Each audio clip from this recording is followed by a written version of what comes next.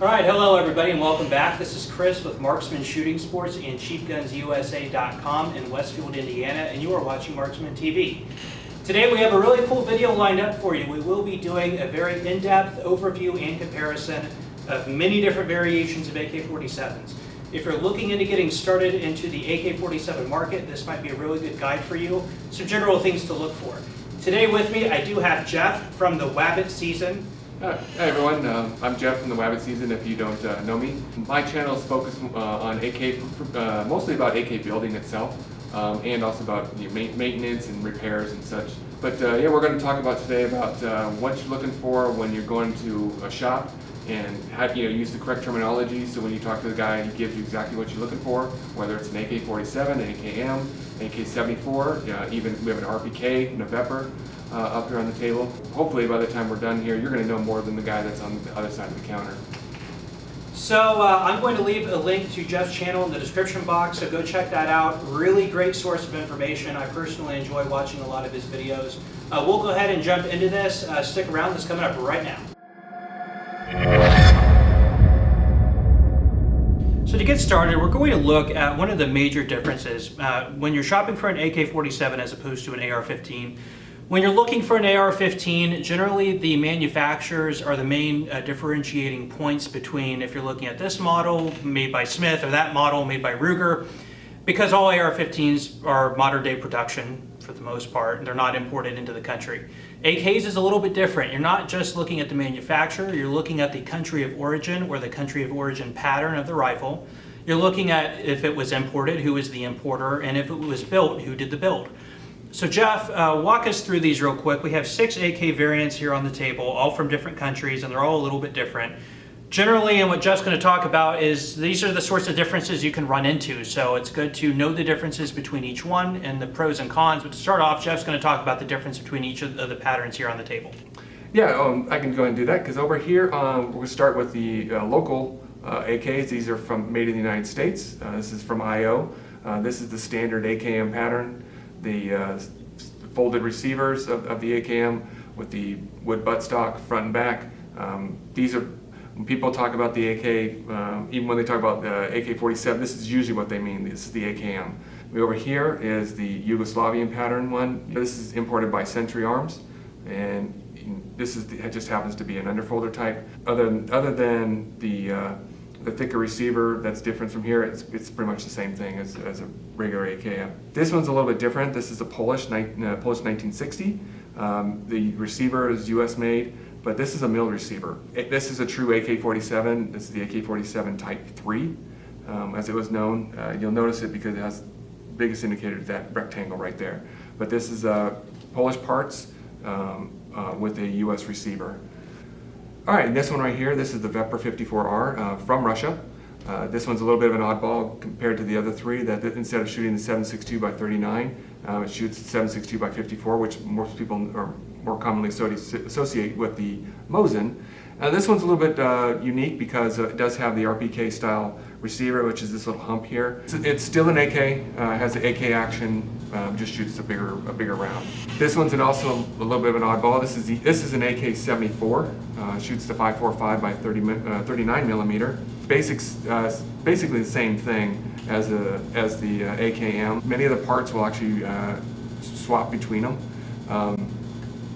This is a Bulgarian pattern, and that's typically what you're going to see in this country. Is most of the AK-74s seem to be from Bulgaria. Right here is a good indicator. So if you ever see one of these, unless somebody's put a custom, made a custom flash hider suppressor, that's what you're going to see. That's the clear sign of an AK-74. And then this one is my pride and joy. That's a Romanian Rpk from the 60s. Also one of the hardest rifles to make. It's also one of the hardest to get right now. The number of RPKs kits that are still out there are pretty minimal, and you're going to pay top dollar for those kind of things. And if you can find, Century used to make one, the AES 108 or something like that. So you can still find those out in the wild. But RPK 7.62 by 39. Basically, it's just a big version of the AK. with the bipod in the front. Yugos, you can also find Yugoslavians make one. It looks a little bit different, but that's this club stock back there is a big indicator of a RPK, but they're really hard to miss because of the size of them. And traditionally, these were issued as basically the light machine gun roll. Yeah. With just what it is an AK-47 with a heavy barrel. At what length barrel is that? About a 22-inch or so. 22-inch, so heavy barrel with a bipod.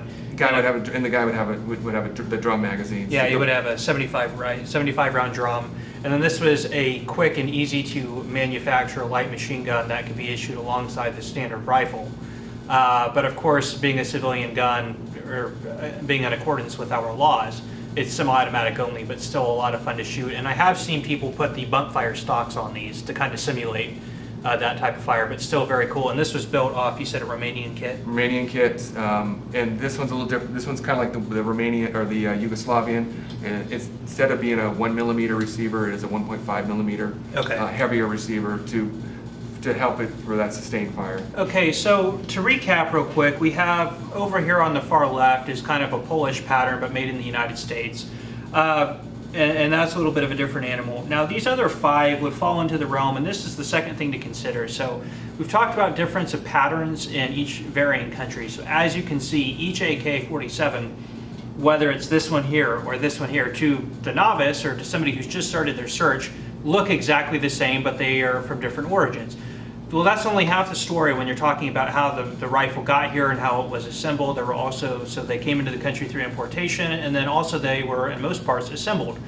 Because the importers cannot import full, complete, and functional rifles. They were usually cut into scrap, imported as kits, and then rebuilt on US-made receivers, barrels, and trunnions, and whatever else to comply with 922R, is that right? Yep. 922R compliance, which basically says a firearm that comes into the country has to have a minimum of 10 parts? 10 parts. 10 parts that are US made.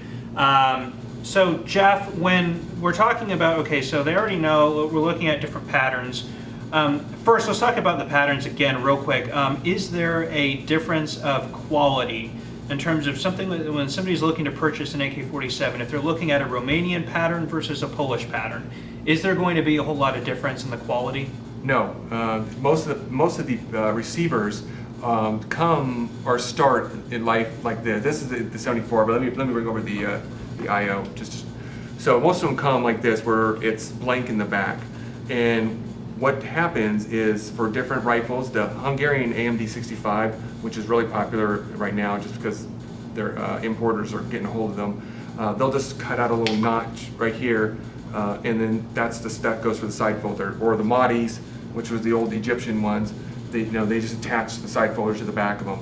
So you can see here with the even the old AK-74 Type 3s, there's nothing back here, and so the modern rifle has the same situation. So you do get differences like here. This is a standard pattern or standard receiver, but all they did is cut different holes into it. As long as they're heat treated properly, you're good to go. Okay, so then that leads us into the next question. There's importers, and usually when the importers, like we just discussed, when they bring the parts and they're bringing them in as parts and then they're building them. Yes. Are there manufacturers, what are some things to A, look for?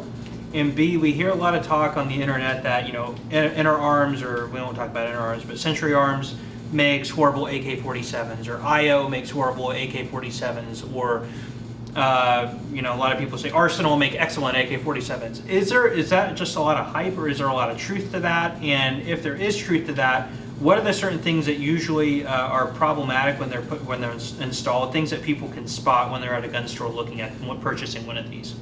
All right. So yeah, part of it is internet hype. Part of it is internet truth. There is a difference in quality between the IO and the Arsenal.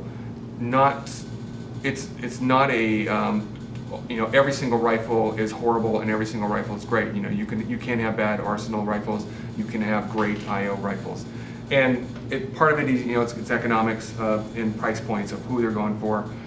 Some guy who's going to the range and shooting this once or twice every few months, is not going to have any problems for the most part. If their things can become loose and such, but that can happen for any rifle. But for that kind of guy, the casual shooter, it's not a big deal. Now you got some guy who's from the AK Operators Union, like Rob, and dropping this thing, slamming it against rocks, running it over and stuff. Yeah, you're probably going to damage it because you're going to do more damage to it compared to an Arsenal or a Vepr or a Sega or one of those, just because the parts qualities that the Russians those are designed for military use in the first place. The manufacture costs are much higher than what IO has used, or Sentry. Sentry Sentry's kind of a unique beast because Sentry as an importer is actually pretty good.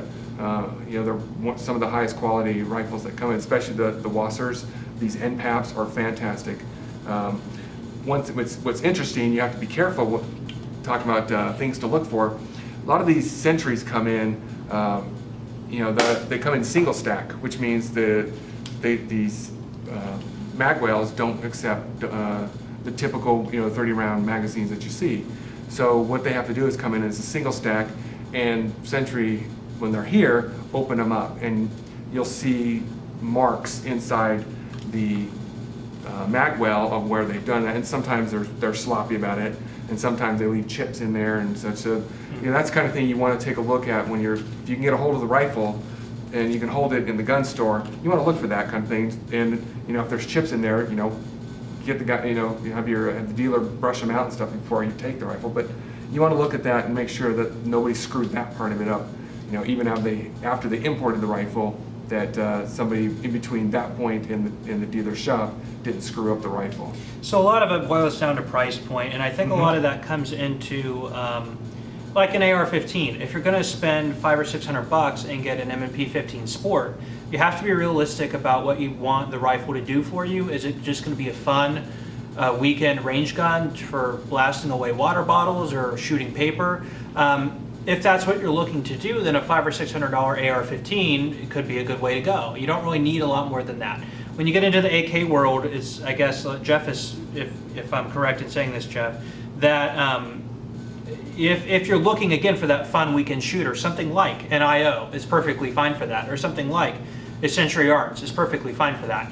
If you're planning on keeping it as a doomsday rifle, end of the world, the last line of protection, or anything like that, or you're expecting it to have to go through very, very rigorous and torturous circumstances where you want it to hold up and be impervious to a lot of damage and abuse, then maybe something like an Arsenal is the way to go, or a Vepr. Veprs are excellent AK-47s, or a Saiga if you can get one. Yeah, and that's true. I mean, there's pretty much, people will mention 4 guns from different price points. When you start, about $500-600 range, your Wassers and your NPAPs are the way is what people will mostly go to.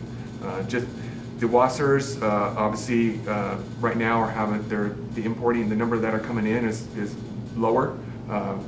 The Cougar, who makes them, has indicated over the last couple of years that their military contracts take precedent, and so the number that are coming into the country is much less. So these Yugoslavian NPAPs are much more common, but they're slightly oddballs. That's one thing you got to be careful with. These take the furniture and such right here is not the same thing as this one, because this one can be swapped out with any type of other AKM. This one has, since the receiver is a little bit thicker and the way that it's set up is a little bit different, it's not as compatible with some of the other rifles. But the NPAP is considered one of the best mid-range. And then of course you get your Veprs and your Arsenals and your Segas, as you said, if you can find them. But right now it's of course Arsenal and Vepr as the top tier. So I'm actually also really fond of the Yugos, and I usually recommend them to a lot of people too when they come in. If you're in kind of that entry-level line, and these are actually phenomenal. Are they at a 1.5 millimeter? 1.5, yeah. So they're 1.5 millimeter thick receiver. What they wanted to be able to do, and earlier when these were imported, you could find grenade launching sights on them. So that you could fire grenades off the front. And that's why you find, if you see this 3-vent handguard, it's Yugoslavian. That's the quickest way you can tell. Everything else uses a 2-vent. That's because the gas system is elongated. And the receiver is thicker to handle that back pressure of firing the grenade off the front of the barrel. So they actually are built like a tank. If you get into a gun store and can pick one up, you will feel a very significant difference in just the construction, the weight, and the feel. So these are some of my personal favorites, and I personally would not see any reason to spend more than about the $700 that these things cost. It's really got a lot that you need, and can really be suitable as a combat weapon too if you really are looking to get an AK for that reason. So Jeff, another thing a lot of people who are into AR-15s, one thing they really like to do, and it's a pretty easy thing to do, is to build your own. Mm-hmm. And one of the cool things specifically about your channel is geared very mainly towards building AK-47s. You have videos on very specific procedures and the different processes and putting certain side assemblies together, mm-hmm.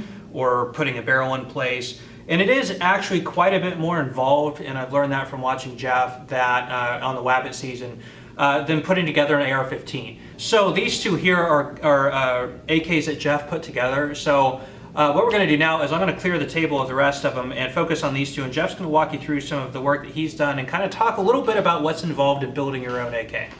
Okay, so here we have the two AKs that Jeff has put together, and you have video footage of you putting these together on your channel. Right? Oh yeah, many times. And okay, so if you want to see the process that Jeff actually took, go check him out. Jeff, walk us through this. He's going to break it down. Basically, this is an opportunity to show you a general disassembly of an AK-47, so he'll field strip it for you. Then we'll bring it in close to, he can talk about the internals, some of the things that you need to do in order to go through the manufacturing process of building your own, some of the tools you might need to acquire. And also, this is a great opportunity to look at the inside, and Jeff can point out some things to look for if you are considering purchasing a gun that somebody else has built, whether it's an independent builder or an importer or something like that. So Jeff, go ahead and get into it and show us what you got. Sure, and so this is something you can, at least the first part of this is something you should be able to do in the gun store. If the guy doesn't want, on the other side of the counter doesn't want to let you do it, then you probably should walk away, because you need to be able to look inside these. So let's go ahead and we're going to take a look at this Bulgarian AK-74. The internals are almost identical to the AKM, like the IO and that NPAP and any other standard AKM that you'll have. And the thing we're going to do here is just pop the inside and look in the inside. And this is the kind of thing you should be able to do in the store. Somebody gives you a rifle, and you need to be able to look in there because you want to see what the internals look like. Now I'll explain what's in here and why I have it in here. You're going to have to do this anyways, because this is how you field strip and take a look at the rifle. And so bringing up the trigger, this is the Tapco G2 trigger that I use pretty much on all my rifles. You break out the parts, that's the safety selector switch. All right, so one thing I want to look for is, you look inside the rifle, is this pin's retaining plate. If there's a plate there, you're good to go. If there's not, if there's a wire, it's not a big deal, but you want to be aware that the wire there, and those have a tendency to pop out. It doesn't matter who makes the gun, whether it's a $1,000 rifle or a $300 rifle, that if you have a wire that's holding these pins, eventually it's going to pop itself loose. They just always do. So you may put on your list that you want to get one of these plates. I use the ones by Red Star. You can find them all over the internet. And you're going to want to replace it and put one of those in there at some point. And I cover that in one of my videos. And that'll just save you a lot of trouble and a lot of hassle for later on.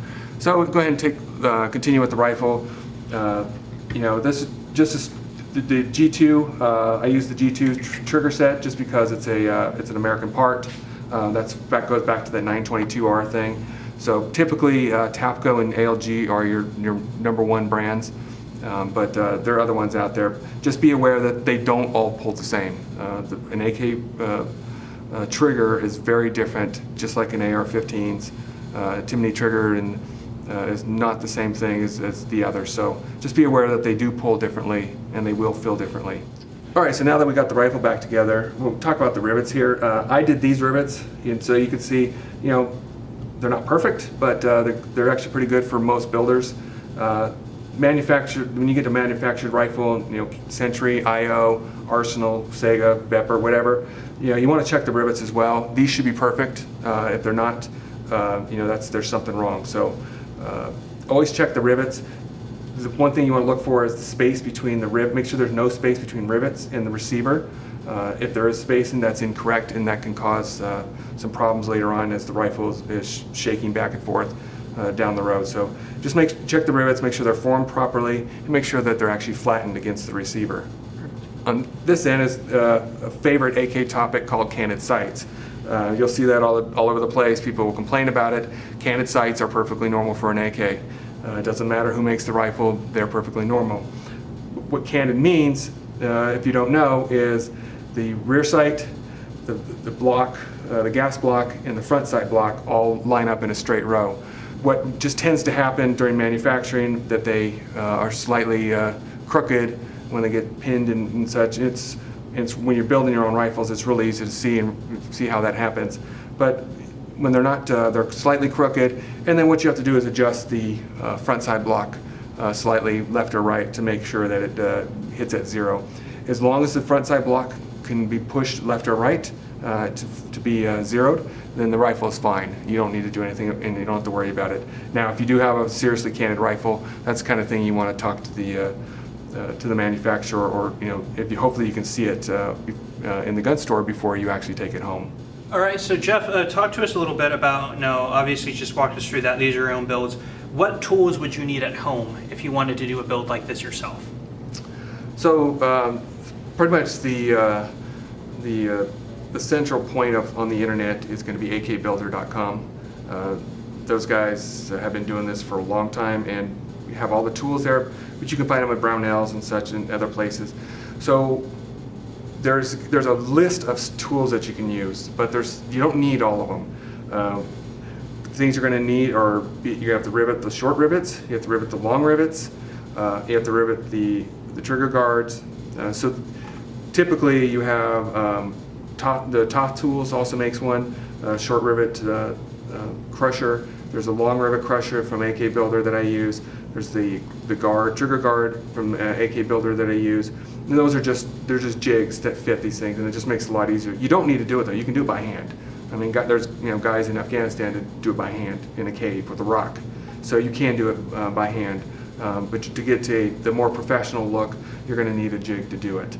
That's just for that part. You're going to need a go to Harbor Freight. It's going to be your AK friend. Harbor Freight, the 12-ton press or the 20-ton press that they sell. We use those all the time. That's how you get your barrels in and out. Otherwise, you're just not going to be able to do it. It's also how you get your barrel pins here in and out because they're press fitted in. So you're going to need a drill press to get these to drill these through the receiver in the first place. And so you're looking at a substantial investment, probably $400 just to start for your first rifle. Not including the kit and other probably small hand tools you need as well. No, because you need punches. You get steel punches from Walmart and such. So just to get into it, a little bit more involved than an AR-15, but it is doable, it's possible, and the build process is a little bit more complicated. But again, go check out Jeff's channel at TheWabbitSeason, and he'll give you more. Actually, if you do your own build, he's probably got a video on every step of the way that you can look at to get an idea of how the process is done. Yeah. Well, everybody, thank you for watching. That's all we have for you today. If you enjoyed this video, please consider hitting that like button or subscribing to our channel. If you have any questions, you can leave those down in the comment section or go visit TheWabbitSeason, Jeff's channel, and bug him with those questions, and he will be happy to take care of you on that. Again, this is Chris with Marksman Shooting Sports in Westfield, Indiana, and this is Marksman TV. Jeff from TheWabbitSeason. We will see you guys next time.